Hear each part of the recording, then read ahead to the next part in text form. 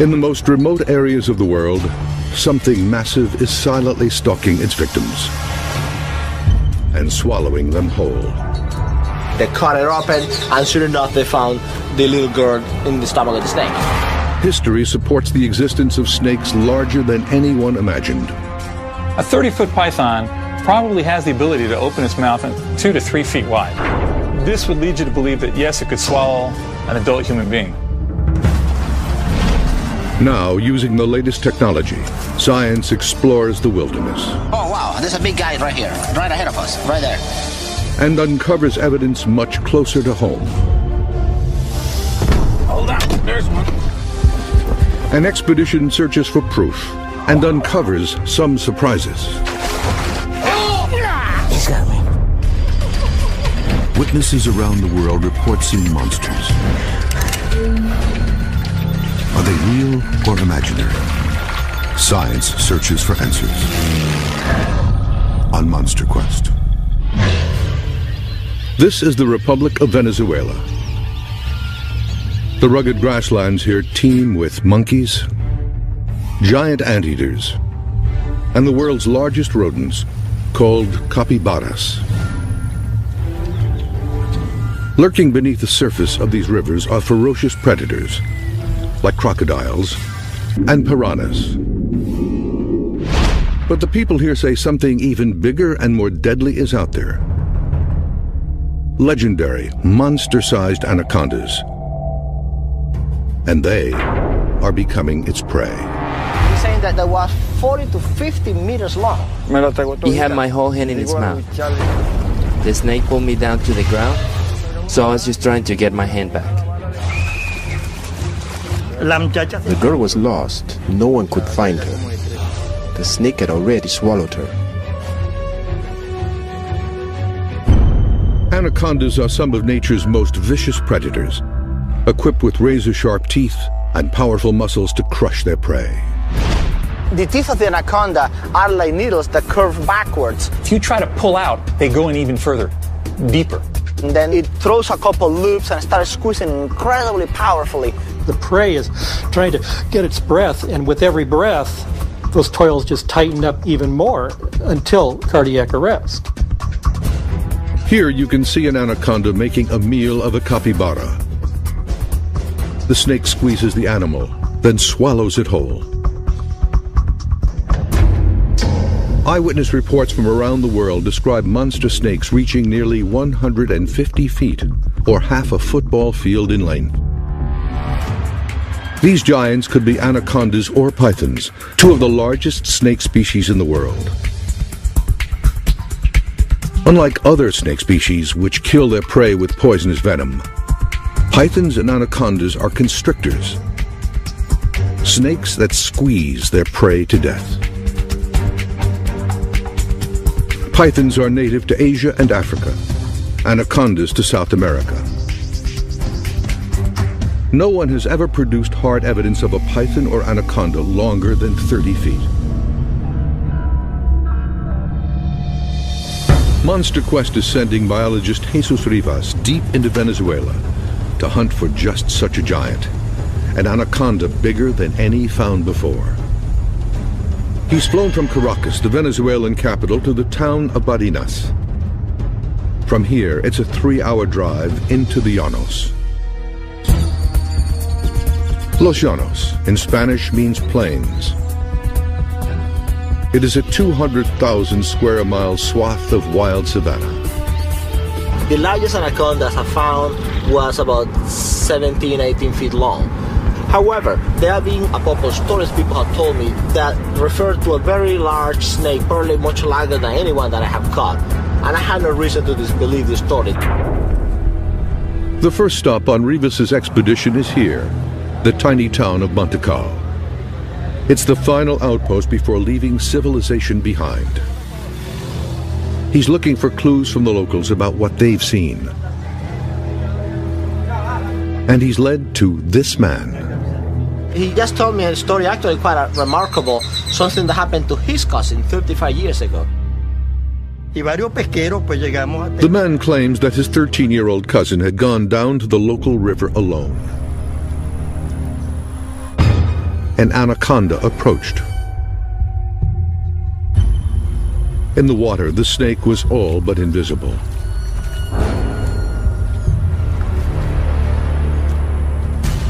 Without warning, it attacked. The anaconda wrapped its massive coils around the girl. There was no chance of escape.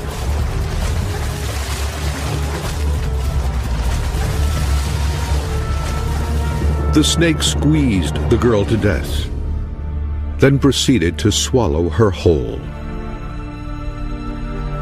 They found her, they killed it, they cut it open, and sure enough they found the little girl in the stomach of the snake.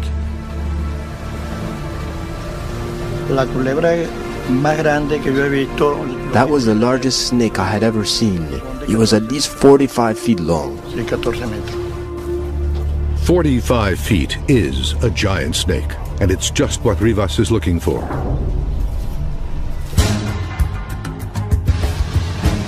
From this town, it's an hour's drive to this remote ranch called El Cedral. This will be Rivas's base of operations. Because anacondas can thrive on both land and in water, Rivas has a plan to search both for the elusive giant snake.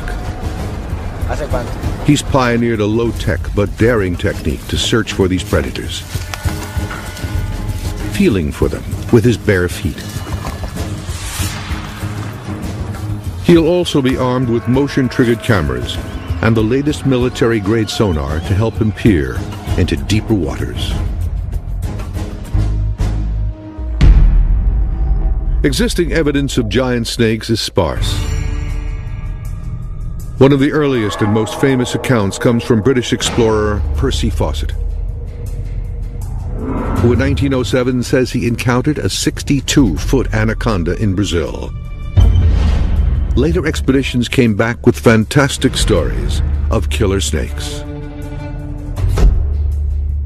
But more recently, this series of photographs surfaced on the internet. They appear to show a man swallowed whole by a giant python. But are these photos hoaxes or real evidence of giant man-eating snakes? Experts will analyze this evidence. If you look at the ribs, they are facing towards the back, and that would be consistent with the snake swallowing towards the tail. The pythons in these photos are native to Asia and Africa, but there could be thousands of them right here in the United States, specifically in the Everglades of South Florida.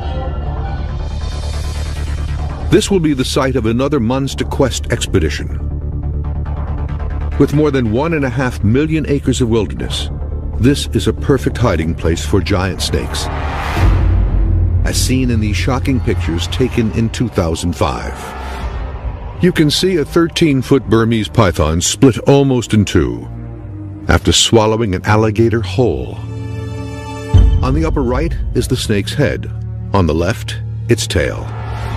The alligator's tail protrudes from the snake's ruptured belly. To look at an animal, for instance, like a python feeding on an alligator that it would not find in its normal habitat, shows that the animal would adapt to what's available to it. A snake's digestive systems are incredible. They can digest almost anything. And evidence suggests that these eating machines are on the move. This is also a Burmese python, and it's invaded this man's suburban Miami backyard. His struggle with it was captured by a local news crew. Fearing for his exotic fish, the owner and a friend jumping into action, trying to pounce on the python, but charming this snake didn't go so well. It was no isolated incident. Just a few days earlier, this python was discovered nearby with a swollen belly. What turned out to be a 15-pound pet cat named Francis. These incidents are becoming so common that Miami-Dade County now has an emergency unit to respond to such calls. It's called the Anti-Venom Unit. This is a big problem here in South Florida. And these are big snakes that can hurt a young child as well as a teenage boy or even a full-grown adult. Handling these snakes is dangerous, even for professionals. How did pythons native to Southeast Asia end up in these Miami neighborhoods? For many years now, these snakes have been very popular pets. Ron McGill of the Miami Metro Zoo has been studying Florida wildlife for nearly 30 years. The unfortunate thing is they purchase these animals when they're hatchlings or newborns in pet shops, and they look very manageable. But when pythons get too big for their cages, owners release them into the Everglades. And in 1992, when Hurricane Andrew hit here, destroying homes and pet stores, hundreds of young pythons escaped into the wild. Nobody could have predicted what happened next. Because of our climate, it's so conducive to these animals when they are released or they escape that they thrive. Not only do they thrive, they reproduce. Just how many pythons are now living in the Everglades is unknown. But there's no question the number is growing. A large constrictor can have 50 to 60 live babies that are on their own. So really, I don't see a way short of a long, deep freeze in South Florida where these animals are going to be eradicated. McGill has evidence that this new population of snakes are about to become giants. This is a 20-foot skin of a reticulated python that washed up on a beach in Miami. An animal that started out as a pet, but now is indicative of a problem that we're experiencing here in South Florida. And the South Florida environment is extremely conducive to the growth of these snakes. It's a warm, humid environment, has an incredible prey base, whether it be raccoons, possums, waterfowl, and quite supportive for snakes reaching maximum size. The implications to people here in Florida could be lethal. A snake this size in a residential area can pretty much prey on anything he wants. This snake could kill me that fast if it wanted to. Wildlife biologist Joe Wasilewski is no stranger to giant snakes. In 1989, he helped capture this 22-foot python, the biggest snake ever found in the United States. Now he's going to lead a hunt here in Florida to find a giant even bigger than that. Wasilewski believes that giant snakes are thriving in the Everglades and may start crossing into residential areas. Now he's looking for evidence. But snakes, even giant ones, are elusive. First, he will set up motion-sensing cameras. You know, this is actually perfect. If I were to be a python in this neighborhood, this is where I'd want to be. Nice shaded, houses all over, Everglades right there. This could be the spot. The place he's chosen is the border between the Everglades National Park and the densely populated suburbs south of Miami. They'll be going from point A to point B. And if there's any movement in front of this camera, it will catch it. Now he'll drive along this boundary in search of evidence that full-grown pythons, upwards of 20 feet, are in fact leaving the Everglades and invading these neighborhoods. If the pythons are in the Everglades, it's just a matter of crossing a road to get into these urban areas. Will Wasilewski find the giant snake he's looking for? Yeah, wait, hold on. There's one. In South Florida, there are signs that dozens of neighborhoods around Miami could be under attack from giant killer snakes. Experts point to these photos as evidence. They were taken by a wildlife researcher in the Everglades in 2005. They show a 13-foot Burmese python which appears to have burst open after swallowing a 6-foot alligator whole. Snakes' digestive systems are incredible. They can digest almost anything. People speculating, well, that the python just exploded because the alligator was too big. That's really not the case at all. What most likely happened is that this alligator was swallowed. Either a claw or a tooth or something caused some type of perforation in the python's gut, caused an infection which led to the death of the snake. If pythons are growing large enough to swallow alligators whole, then they could be a threat to people living nearby. A python that gets to any of significant size in a place like the Everglades will feed on any warm-blooded mammal of any size that it can kill and swallow. They can adapt, they can branch out, they can be found in suburban areas. A 2007 U.S. Geological Survey reports that as the Earth continues to warm, to California. Joe Wasilewski thinks that's happening already. We really could be on the verge of a real epidemic with these pythons. Just because you don't see them does not necessarily mean they're not here. What it does mean is they're hiding pretty good on us. It's been dry for the last few months, up until a couple nights ago we got some really good rains. And with the rains coming in, it sort of wakes all the wildlife up. Right now is the perfect time to look for pythons. 1,000 miles away in Venezuela, anaconda expert Jesus Rivas is about to begin his search for a giant snake.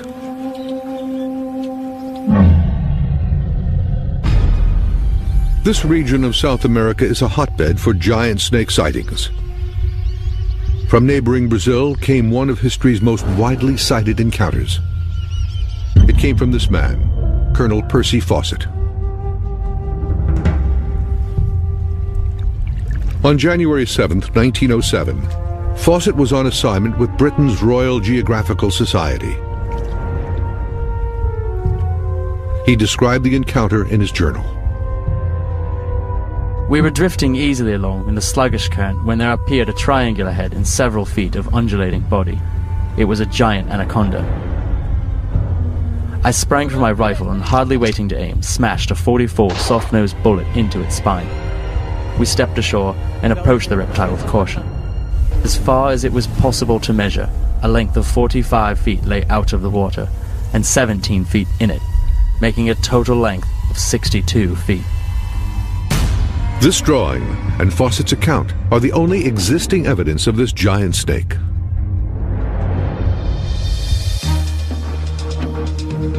In his search for new evidence, Jesus Rivas will use cutting-edge sonar imaging technology, originally designed for the U.S. Navy to detect suspicious divers in restricted waters.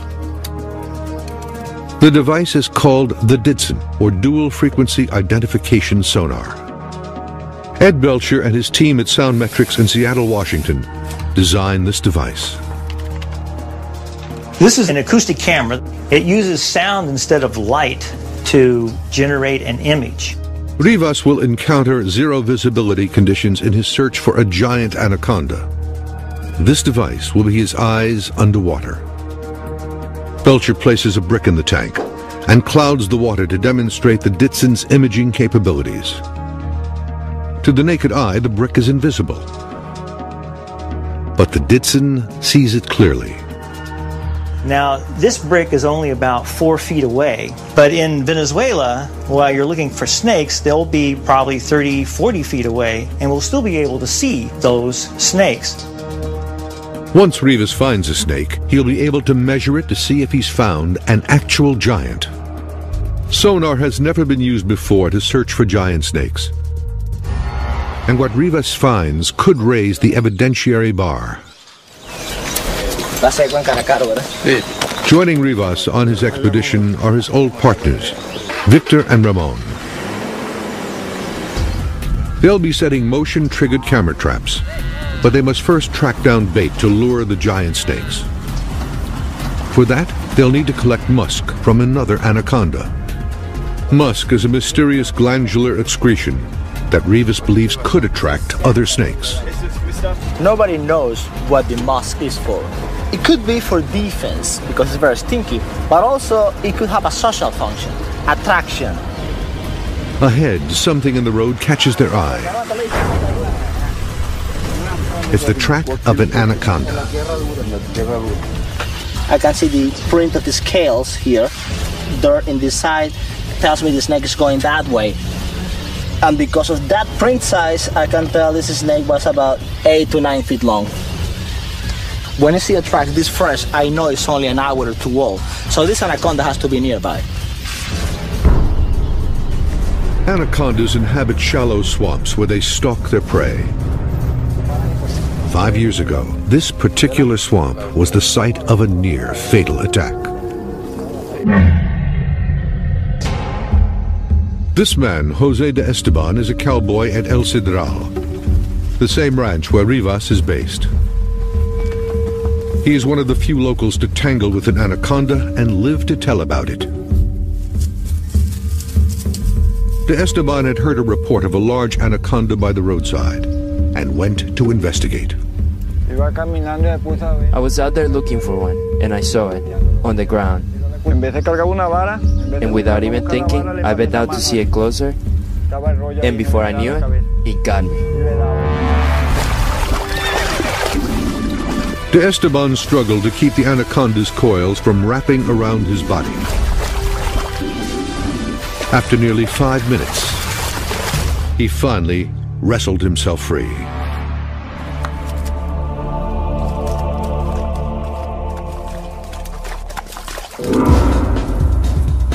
The team begins their search in the same swamp where De Esteban was attacked. They can't see them, but they know that anacondas are here. In their hunt, they use only poles and their bare feet. Rivas's unorthodox methods have earned him the nickname the Barefoot Biologist. As he searches, his only safety net is his instinct and experience. This water is not very deep. If I catch an anaconda in a water that is too deep, she might have the upper hand. I don't want that.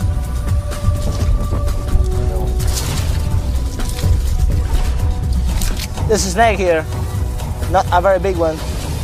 There's another one right here. Rabong! Victor! These anacondas are too small for musk extraction.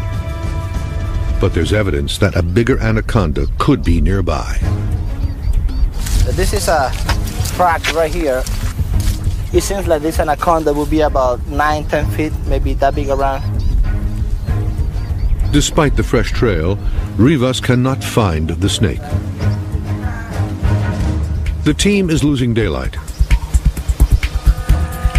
The pressure is on. Rivas discovers something, but it's not an anaconda. Not a snake. Not what I went to find. It's a small but very unhappy crocodile. The day seems all but over. But then, a discovery.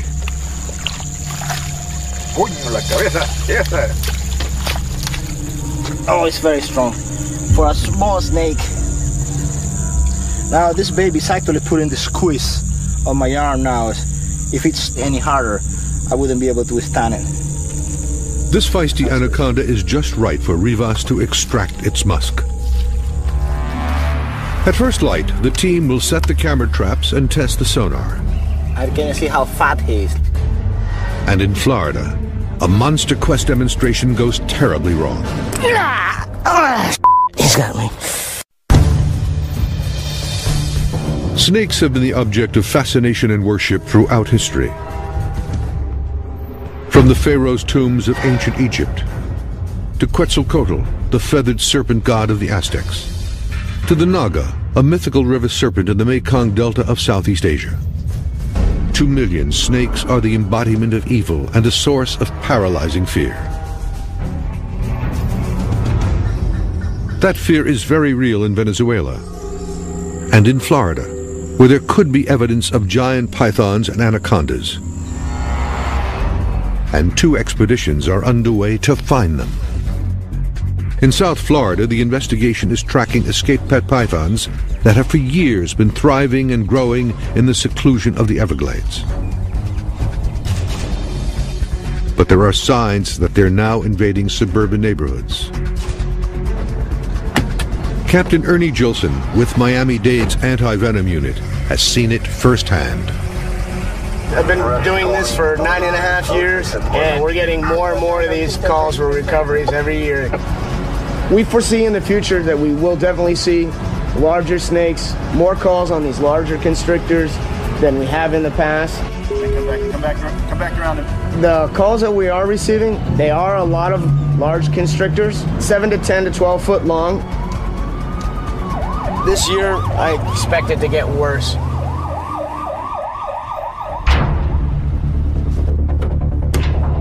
Captain Gilson and his partner, Captain Chuck Seifert, agreed to demonstrate for months to Quest how they capture these deadly predators.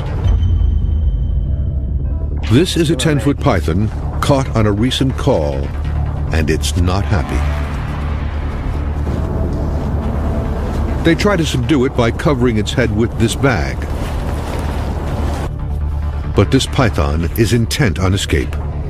They need to act fast. He's pissed at me. And as a last resort, Gilson abandons his tools for his bare hands. Maybe I can get him to chill. He needs to sneak up behind the snake, then grab it right below its head to stay clear of its jaws. I'm gonna walk around this way, since he's fixated there. Come from behind him and grab him.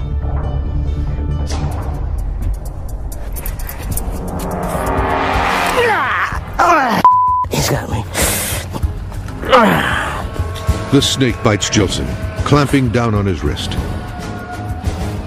He has no way to break free. He's got a good hold on me. Can you push it in a little bit? Nope. He's got the vein, dude. The snake is coiling around their bodies. Seifert has to use brute force to pry the jaws open, tearing the skin from Gilson's wrist. Yep. He got me good, dude. Go get an ace.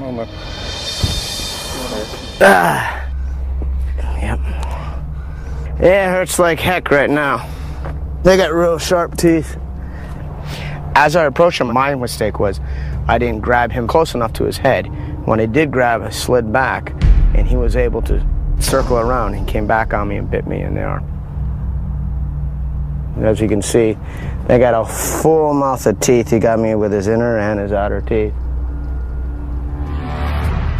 As Gilson discovered, a constrictor's jaws are one of nature's deadliest contraptions. Both pythons and anacondas have 6 rows of razor-sharp teeth that curve backwards like 100 individual fishhooks. The more the prey struggles, the deeper the teeth sink into its flesh. This snake was 10 feet long, hardly a giant. But if it was a giant, could it have killed and swallowed Gilson whole?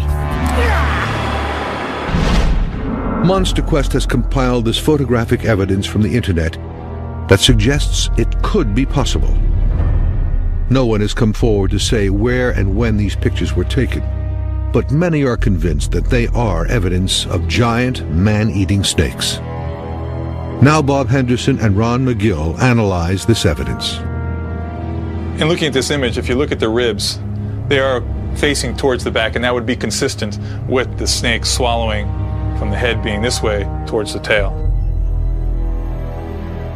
As demonstrated here with this python feeding on a dead rabbit, the head is the most compact and manageable part of the body for a snake to get its jaws around. That's why snakes always swallow head first. The same would be true for a human victim. Now, what allows the snake to open its mouth very widely are special bones that it has back here. It's called the quadrate bone. The quadrate bone at the back of the skull allows the jaws of the snake to drop straight down to open unusually wide. Then the separation between the 2 bottom jaw bones allows the mouth to expand even further, to 3 times the width of its own head. But Henderson isn't sure the snake in this photo has swallowed a person. Just based on the size of the person and the fact that it doesn't seem to have any particular bruising or anything like that, everything looks just very, very much intact for it to have been the victim of a snake attack and to have been ingested by a large snake. A snake swallowing its prey is a slow but violent process. A snake has no limbs to push food into its mouth. Instead, it has rows of curved teeth that move independently, pulling the prey little by little into its stomach. The condition of this body appears inconsistent with that of a snake's victim. While we can't definitively say that it's a forgery, it does give us pause. This photograph, however, seems to tell a different story. Now, this photograph here is more indicative of what I think could easily happen. If this is the shoulder here and the arm here, this would have to be the head. This photo was taken in 1995 by a policeman in Malaysia. He claims it shows a man lying face down with his head in its mouth. I think the snake could have a real hard time getting around what looked like they might be fairly broad shoulders.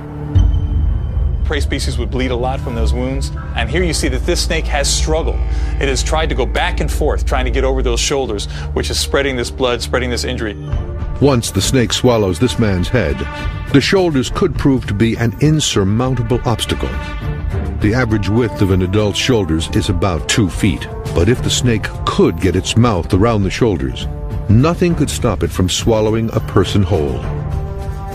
A 30-foot python probably has the ability to open its mouth 2 to 3 feet wide.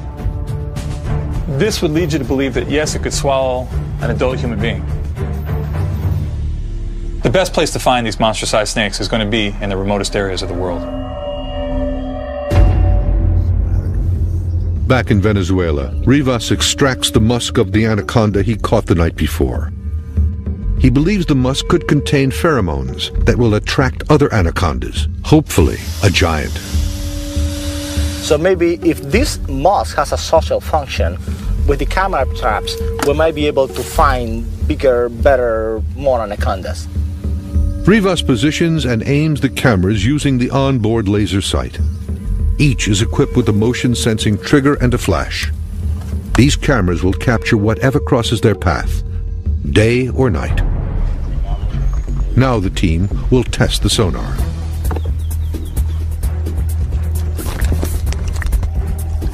Cool. I can see him. I can see his arms, his feet. I can see how fat he is. Let me measure how fat he is.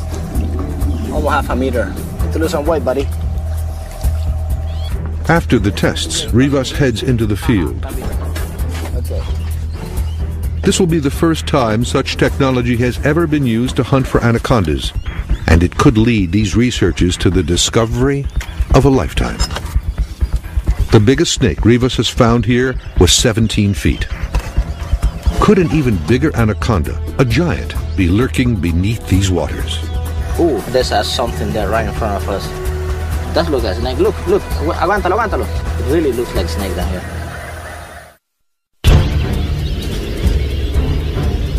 Around the world, legends are told of giant snakes measuring 150 feet or more, half the length of a football field.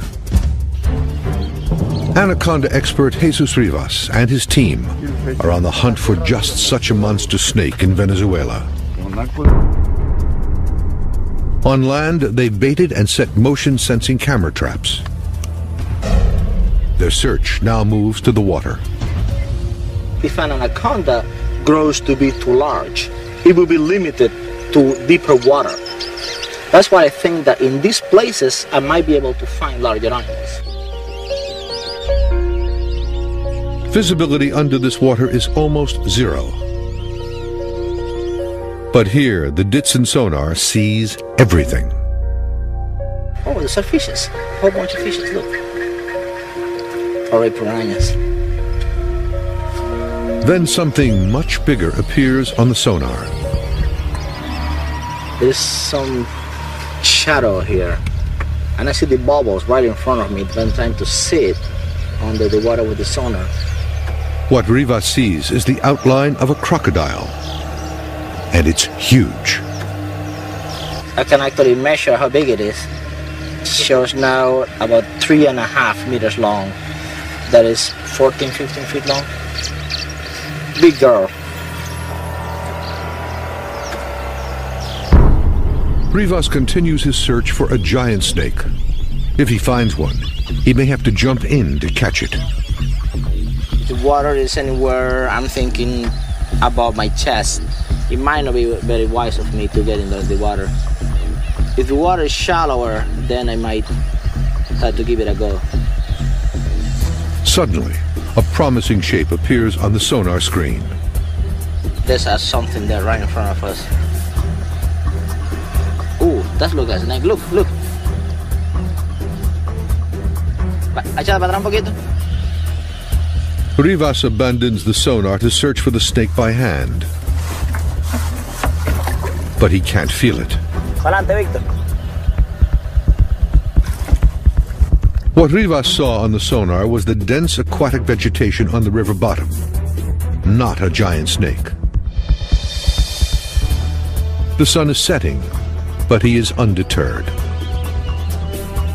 Like the sonar, anacondas can see in the dark, and they will remain active throughout the night.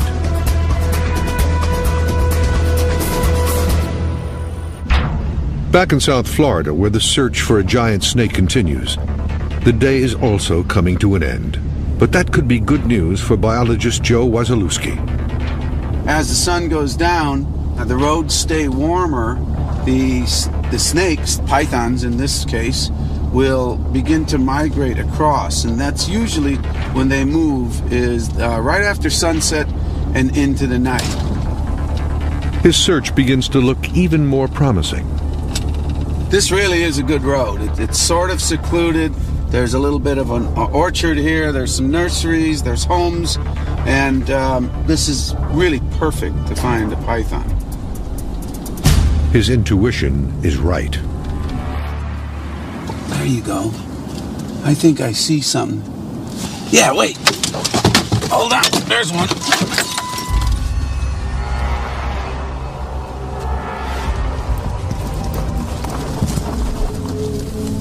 Wasilewski finds a wild python that most likely escaped from the Everglades. Oh yeah, I got it. Well, that's the one. It's about 8 feet long and about as mean as a python can be. I'll tell you what, if this were one 15, 20, 25 feet in length, there's no way I could get it off. The power of these animals is just absolutely amazing. Out of the Everglades and into this residential area, this python could prove deadly to anybody it encountered. If this one were to coil around someone's neck, this snake could actually choke off your trachea and your esophagus and you could not breathe. Believe it or not, a snake this size. The escalating presence of snakes this size could mean there are even bigger snakes migrating out of the Everglades. The big ones are out there, there's no question about it. But your chances are, if you see a python, it's going to be one around this size, simply because of the numbers game. There's hundreds of this size to one or two huge ones. We think it's a young population, and in the next few years is when they're going to start getting to these really massive sizes. But could be right now. We could see a big one tonight, tomorrow. A storm rolls in, and the rain puts a halt to Wasilewski's search. But the camera traps he set earlier could provide what he's hoping for: evidence of a giant snake in these neighborhoods. And back in Venezuela, Rivas presses on through the night and is startled by what he sees next. Oh wow, there's a big guy right here. Right ahead of us, right there. Could this be their giant? In the wild plains of Venezuela and in these South Florida suburbs, evidence of giant snakes exists. In Venezuela, this cowboy narrowly escaped with his life. And this man says his 13-year-old cousin was swallowed whole by a 45-foot anaconda. In Florida, escaped pythons are invading neighborhoods, feeding on pets, even taking on the authorities sent to capture them. So far, no one's ever been killed here by one of these escaped pythons. However, these photographs prove they've become giants, large enough to swallow alligators whole. And these photographs, widely circulated on the internet, could be evidence that they are man-eaters. Although they can't be authenticated, experts agree it could have happened. I think if a 30-foot constrictor, an anaconda, a python did exist, and it did come across a human being and it was hungry, there'd be nothing that would stop it from swallowing that human being. History is filled with accounts of giant snakes, some over 150 feet in length. Can science now prove the existence of such a snake? In the wilds of Venezuela, motion-sensing cameras are keeping watch on land.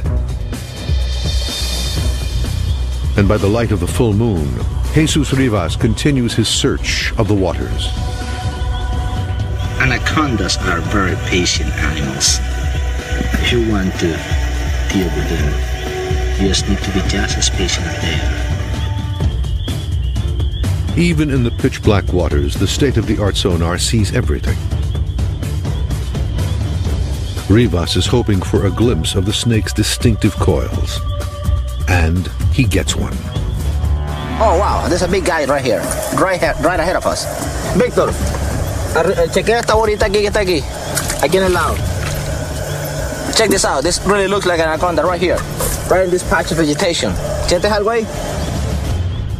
Is this a giant anaconda? Victor, aguántate. There's a really big thing right there. That is a big guy. No hay nada, pura bola. But the shape disappears into the dense underwater vegetation. The team combs this section of the river again, Por allá. but can't find the No snake. sientes nada, busca allá. Nada. No hay nada. But there is hope. The sonar has recorded the entire search. And back at the ranch, Rivas can now analyze the footage. He'll also be able to review any still pictures from the motion-sensing cameras. This was seemed like it took a lot of pictures. The memory cards on the cameras are full. But windblown leaves, birds, and capybaras are all that set them off. Not any snake, not any of the things I was looking for. But the sonar images could prove to be promising.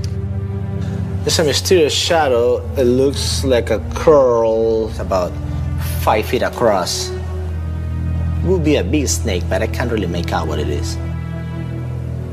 A snake 5 feet across would truly be a giant. But what Rivas sees is just an illusion on the river bottom.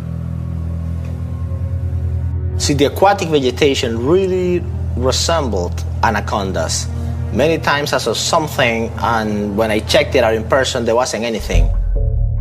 Rivas remains convinced the eyewitness reports here are true, and he'll be back to search again. I have heard a few stories that I have no reason to disbelieve, and they all report anacondas significantly larger than what I have caught. So whether they can grow larger, yes, I believe it's possible. I'd love to see it. Back in Florida, Joe Wasilewski captured this 8-foot-long python in a residential neighborhood. Now, for the first time, he'll check his motion-sensing cameras for evidence of even bigger pythons leaving the Everglades behind. Okay, let's see what we got here. Oh, there's the dog. So the camera does work. Whoa, look at that. Wait a minute. That's the whole snake. Wow. Now that is a great shot. There's the head, the tail. That thing is at least 12 feet long. This odd-looking snake is an albino python, a popular breed with pet owners. It's not a giant, but what Wasilewski has found is new evidence that wild pythons are crossing into suburban neighborhoods. A photo is worth 1,000 words, right? And here it is. So that's a fact. Snakes are coming into these areas. And it may be only a matter of time until these snakes become giants. I'll bet in another 5-10 years we will start seeing the huge ones coming out. The evidence shows giant snakes are an unstoppable force of nature and potential man-eaters. In the Venezuelan llanos, life goes on as the anacondas lay in wait for their next victim. And here in the U.S., the population of escaped pythons continues to grow and spread to new areas every day. The next place one turns up could be your own backyard.